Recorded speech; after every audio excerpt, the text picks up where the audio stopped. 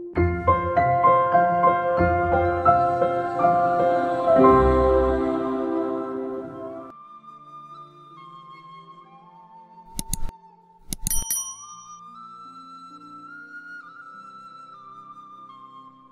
enhance the image of this long-awaited friend in my imagination, I don't want to jot down the facts in this diary the way most people would do, but I want the diary to be my friend and I am going to call this friend Kitty. और उन्होंने finally बोला कि जैसे कि मेरे दिमाग में बहुत टाइम से इमेज है कि वो मेरा जो ट्रू फ्रेंड होगा या होगी इन माय लाइफ, तो वो इमेजिनेशन जो है सोच सोच के मैं अब इस डायरी में हर चीज़ वैसे तो नहीं लिखूंगी जैसे नॉर्मली लोग लिखते हैं, राइट। नॉर्मली लोग क्या करते हैं, अपने पूरे दिन का शॉर्ट में एक रूटीन लिख देते हैं, राइट। तो कुछ कुछ एक प्री ऑलरेडी डिसाइडेड मैनर होता है जिसमें डायरी में हम लिखते हैं। तो यहाँ एन फ्रैंक बोलती है भाई मैं वैसे तो नहीं लिखूंगी, बट मैं जो हूँ जो भी सोच रही हूँ उस वक्त उस तरीके से मैं लिखूंगी जैसे मैं अपनी फ्रेंड से बात कर रही हूँ, ठीक है। तो जो वो अपने फ्रेंड से बातचीत करना चाहेंगी वही वो डायरी में लिखेंगी, और उन्होंने अपनी डायरी को नाम भी दे दिया, वो है kitty. Clear? Alright.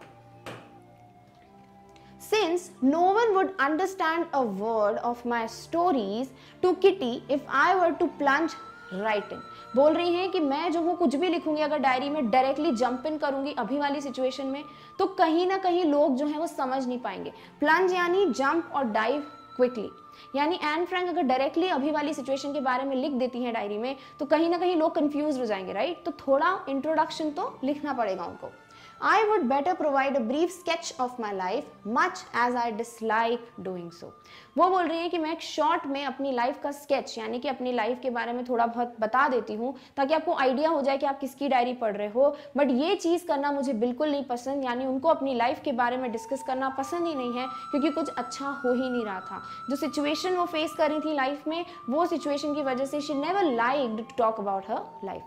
My father, the most adorable father I have ever seen, did not marry my mother until he was 36 and she was 25। तो आपको यहाँ पता होना चाहिए कि एन फ्रैंक बोल रही हैं कि उनके हिसाब से उनके पापा सबसे अडोरेबल, सबसे अच्छे पापा थे। जितने भी उन्होंने लाइफ में फादर्स देखे लोगों के, उनके हिसाब से उनके पापा वाज द बेस्ट फादर। और उन्होंने अपनी उनकी जो मम्मा है एन फ्रैंक की, उनसे शादी कब की? जब वो खुद 36 के थे और उनकी जो वाइफ यानी एन फ्रैंक की मम्मा है वो 25 की थी।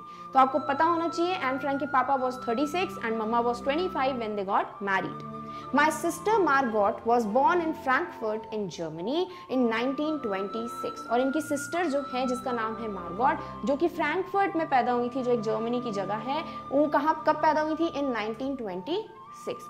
I was born on 12 जून 1929। और 3 सालों का जो है डिफरेंस है दोनों बच्चों में। तो ये जो है इनकी बड़ी सिस्टर, वो उनसे 3 साल एल्डर सिस्टर है। एंड आफ्टर 3 years खुद एन फ्रैंक जो है उन्होंने she was born on 12th of June 1929। Now let's see कि आगे भाई क्या होता है। So you have to be clear with what? With the dates कि भाई 3 साल बड़ी हैं उनकी जो मम्मा, जो उनकी बहन है, और वो 3 साल बाद पैदा हुई थी एन फ्रैंक। कब? 12 जून 1929 को। उनके papa was 36, mama was 25 when they got married. तो ये सारी चीजें आपको ध्यान में रखनी है when you are watching this story. Clear? Alright. I lived in Frankfurt until I was 4। फिर वो बता रही है कि जब तक मैं 4 साल की थी तब तक मैं फ्रैंकफर्ट में रही। My father emigrated to Holland in 1933। एमिग्रेटेड का मतलब क्या होता है? जब हम एक जगह से दूसरी जगह चले जाते हैं बाहर, ठीक है, तो वो होता है एमिग्रेट। तो एमिग्रेट यानी कि इनके पापा जो हैं वो कहाँ से? फ्रैंकफर्ट जर्मनी से हॉलैंड चले गए। कब? In 1933। My mother Edith Hollander Frank. अब आपको ये नाम पता होना चाहिए। पापा का नाम क्या है? Otto Frank. बहन का नाम क्या है? Margot Frank. खुद का नाम क्या है? Anne Frank. और मम्मा का नाम क्या है? Edith Hollander Frank. ठीक है। Went with him to Holland in September. और ये कब शिफ्ट हो गए भाई? मम्मा पापा दोनों हॉलैंड में सितंबर में।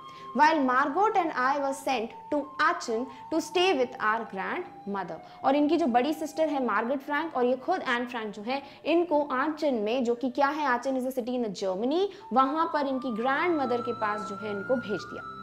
Margot went to Holland in December and I followed in February when I was plunked down on the table as a birthday present for मार्गॉट। क्या लिखा है यहाँ पर कि फिर क्या हुआ, सितंबर में इनके मम्मी पापा चले गए, फिर मार्गॉट जो है वो दिसंबर में गई अपने मम्मी पापा के पास, और उसके बाद फरवरी में फिर एन फ्रैंक को भेजा गया।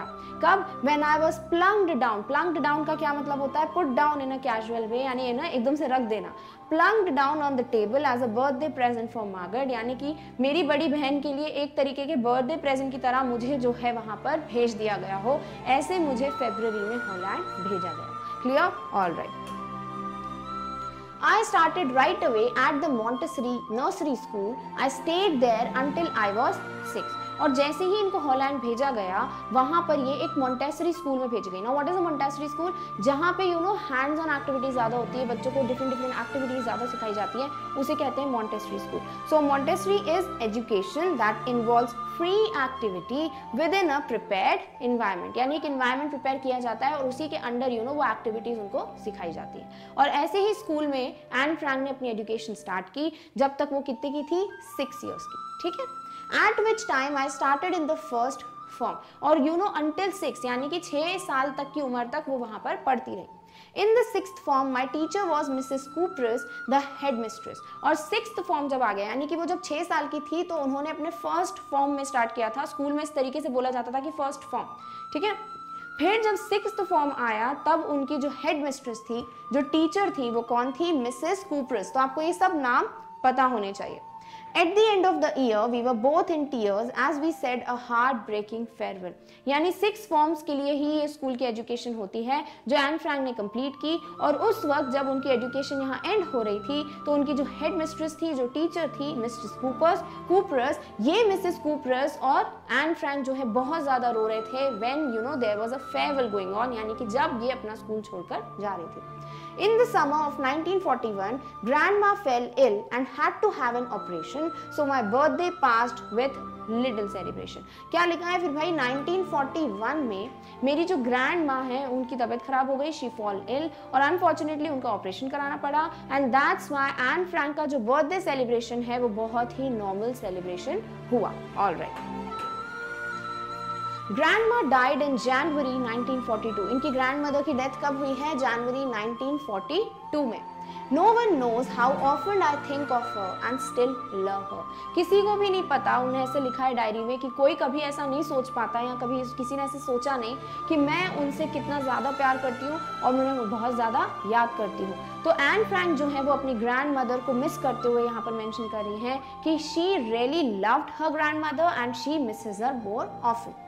This birthday celebration in 1942 was intended to make up for the other, and grandma's candle was lit along with the rest। ये लिखा हुआ है कि भाई ये जो बर्थडे इनका सेलिब्रेट हुआ था 1942 में, ये बर्थडे बाकी बर्थडेज को एक तरीके से बैलेंस करने के लिए सेलिब्रेट किया गया, और कहीं ना कहीं फॉर द ग्रैंड मदर, हम बोलते हैं ना, रेस्ट इन पीस के लिए, ताकि उनकी आत्मा को शांति मिले, इसलिए कैंडल लिट यानी कैंडल्स भी जलाई गई। The 4 of us are still doing well। 4 of us यानी कि मदर, फादर, इनकी बड़ी सिस्टर मार्गॉट और खुद Anne Frank are doing well। And that brings me to the present date of 20 June 1942 and the solemn dedication of my diary। और वो लिख रही है कि हम चारों अब बहुत बढ़िया हैं, और ये जो है मेरे को आज की डेट, यानी जब वो लिख रही हैं उस दिन डेट क्या है? उस दिन की डेट है 20 जून 1942। एंड solemn यानी फॉर्मल एंड डिग्निफाइड, यानी कि अब फाइनली एक डिग्निफाइड वे में, एक रिस्पेक्टेड वे में डेडिकेशन दिख रहा है मेरी डायरी के लिए। क्लियर? All right.